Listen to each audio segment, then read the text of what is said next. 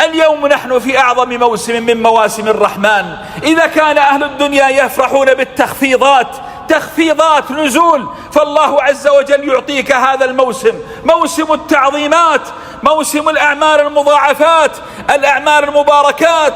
ها نحن الآن في رمضان، شهر الخير، شهر الإحسان، شهر صلاة التراويح، شهر القيام، شهر الصدقة، شهر القرآن، شهر تتنزل فيه الملائكة كل ليل. لماذا؟ ينفذون أمرا من الله، لأن لله كل ليلة عتقاء من النار يكتبهم الله من أهل الجنة.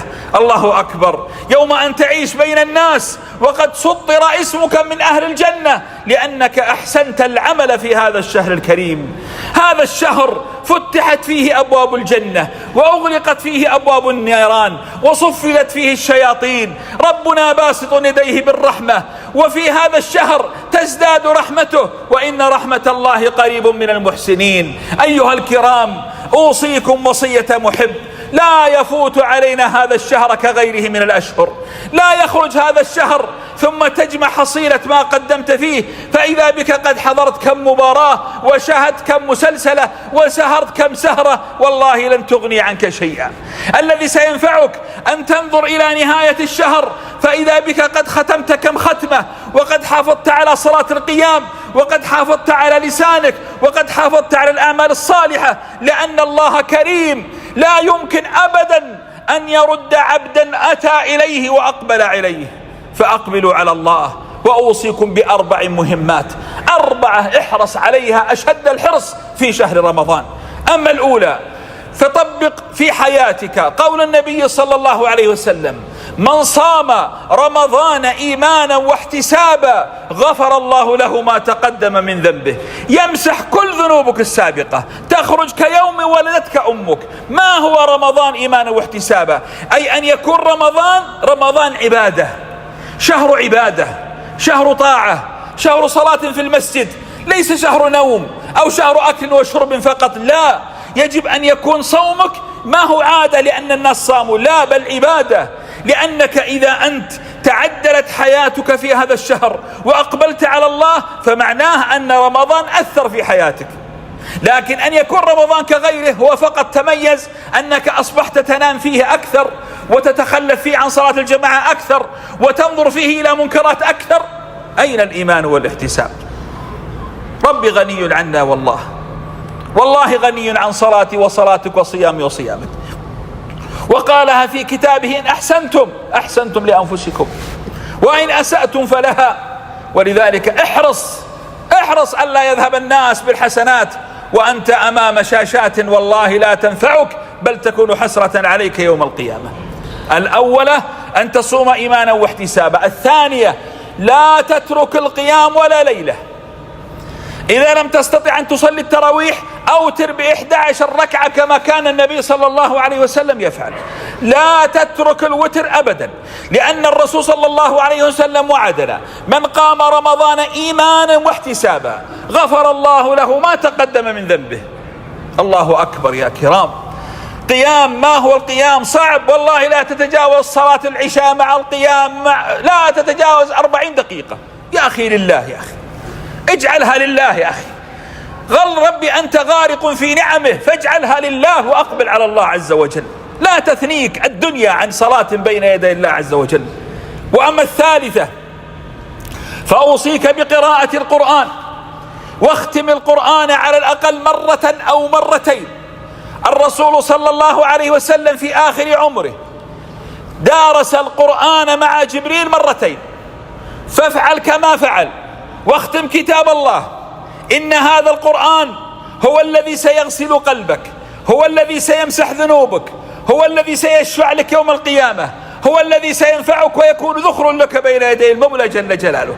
هو كلام الله وكلمات الله التي تستعين بها ليلا ونهارا. فلذلك اختمه واجتهد واحرص على ذلك. الحمد لله الآن كل واحد منا في جواله قرآن. في أوقات فراغك اقرأ، في المسجد اقرأ، في انتظاراتك اقرأ. والله لو أنك تحرص لتختمنه أكثر من 3 مرات في هذا الشهر. سهل، لكن الشيطان لا يريدك أن تختم. لماذا؟ لأنه لا يريدك أن تهدم ما بناه كل الأشهر الماضية وهو يشتغل عليك ليلا ونهارا، يأتي بالذنوب ويصبها عليك صبا. هكذا بسهولة تريد أن يتركك تمسح السيئات التي عملها؟ لا، لن يترك، لكنك أقوى بالله وأقوى بعزيمة الصدق والإيمان، فلا يثنيك الشيطان عن هذا الأمر. وأما الوصية الرابعة فمن الآن احرص أن تقوم ليلة القدر. انوها. أحيانا النية تبلغ ما لا يبلغه العمل، قد تنويها الآن نية صادقة وتموت غدا فيكتبها الله لك من واسع فضله. ليلة القدر التي من قامها كتب الله له عبادة 1000 شهر 83 سنة بصيامها وقيامها. احرص عليها، وأرجى ما تكون ليلة 27 بإذن الله أو في العشر الأواخر عموما. هذه الوصايا الأربع أوصيك بها، وما عدا ذلك فلا تهمك الدنيا ولا زينتها. فاحرص، فأنت مؤمن وهبك الله رمضان هبة منه ونعمة وفضل، فكن كفوا لهذه النعمة. أر الله منك خيرا ليرى الله أنك فعلا تستحق هذه الفضيلة. غيرك في قبره الآن كان أمس بيننا واليوم مدفون، غيرك الآن في حروب لا يستطيع أن يتلذذ بصلاة ولا عبادة، غيرك في أماكن لا يجد فيها هواء بارد ولا ماء بارد، وأنت في نعمة وخير وفضل. فأر الله منك خيرا، أر الله منك خيرا لتكون العبد الشكور. بارك الله لي ولكم في القرآن العظيم، ونفعني وإياكم بما فيه من الآيات والذكر الحكيم. أقول ما تسمعون وأستغفر الله لي ولكم فاستغفروه إنه هو الغفور الرحيم. بعد، فيا عباد الله اتقوا الله حق التقوى واستمسكوا من الإسلام بالعروة الوثقى، واعلموا أن يوم القيامة سيحدث حدث عظيم سنقف فيه بين يدي الله جل جلاله، ثم بعد ذلك سنعرض على ميزان عظيم. هذا الميزان يسع السماوات والأرض، دقيق من دقته، أن من يعمل مثقال ذرة وتوزن فيه من الخير فسيراه، ومن يعمل من الشر كمثقال الذر أيضا سيراه. فإذا وزن العباد بعد ذلك الموقف بأعمالهم، بحسناتهم، بسيئاتهم، بأعمالهم الطيبة وبأعمالهم السيئة التي أحصاها الله ونسيناها في حياتنا الدنيا، بعد ذلك سوف يذهب الناس فريق إلى الجنة وفريق إلى السعير، وفريق منهم سوف يحبسون على سور عظيم. هذا السور اسمه الأعراف. إذا وقف أصحابه عليه يبدأون يتلفتون يمنة ويسرة، لا هم الذين ذهبوا إلى الجنة ولا هم الذين تخلصوا من النار. ونادى أصحاب الجنة أصحاب النار أن وقد وجدنا ما وعدنا ربنا حقا، فهل وجدتم ما وعد ربكم حقا؟ قالوا نعم. فأذن مؤذن بينهم اللعنة الله على الظالمين. يا لها من حسرة عندما ينظر أهل النار إلى أهل الجنة فإذا بهم قد تحقق ما وعدهم الله به، وقد عاشوا في قمة الحسرة في تلك النار. أجارنا الله وإياكم من النار. من هم الظالمين؟ قال الذين يصدون عن سبيل الله ويبغونها عوجا وهم بالآخرة كافرون، وبينهما حجاب، وعلى الأعراف رجال يعرفون كلا بسيماهم. ونادوا أصحاب الجنة أن سلام عليكم لم يدخلوها وهم يطمعون. هؤلاء الذين على الأعراف، على السور الذي بين الجنة والنار، الذين يحبسهم الله فلا يذهبون إلى الجنة، ينادون أصحاب الجنة سلام عليكم. ينظرون إليهم يعرفونهم، هذا فلان وهذا فلان، سلام عليكم يا فلان، سلام عليكم يا فلان. لعل هؤلاء يلتفتون إليهم فيشفعون لهم، ولكنهم لم يدخلوها وهم يطمعون، يتمنون أن يدخلون الجنة. ثم إذا صرفت أبصارهم تلقاء أصحاب النار، إذا نظروا إلى النار لأن النار عن شمالهم، إذا نظروا قالوا ربنا لا تجعلنا مع القوم الظالمين. تخيل مشهد هذا الإنسان ولا في جهنم يأتي إليه فيخاف منه ويقول يا ربي لا تجعلني مع القوم الظالمين. ونادى أصحاب الأعراف رجالا أيضا يعرفون بسيماهم ينظرون إلى النار فإذا فيها أقوام عرفوهم: ألست فلان؟ ألست فلان؟ ألست كنت الذي تنكر البعث؟ ألست الذي كنت تكفر بالله؟ ألست الذي كنت تنشر الشر محاربا الله ومحاربا رسوله؟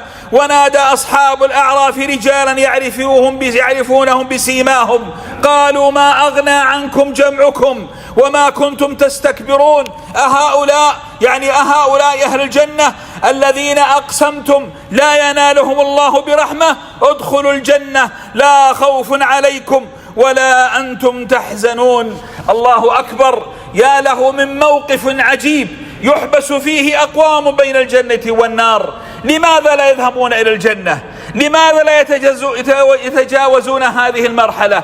قد يحبسون يوم أو 10 أو 50، لكن اليوم عند ربنا ب1000 سنة مما نعد الآن. لماذا يحبسون؟ تساوت حسناتهم بسيئاتهم، لم يزيدوا من الحسنات شيئا على السيئات ليتجاوزوا هذه المرحلة. والحسنة بماذا تحصل؟ بتسبيحة، بتهليلة، بصدقة، بركعة، بصلاة على رسول الله صلى الله عليه وسلم. فيا قوم الحسنة مهمة، العمل الصالح مهم، يجب أن نحرص على أعمالنا، إنها الأرصدة التي تنفعنا في ذلك اليوم الذي لا ينفع فيه مال ولا بنون إلا من أتى الله بقلب سليم. لن يدخل أحد الجنة بعمله، لن ندخل إلا برحمة الله، لكن هناك أقوام يأتون ومعهم سجلات مليئة بالأعمال الصالحة، وهناك آخرون يأتون بسجلات مليئة بالأعمال السيئة، فأيهم تريد أن تكون؟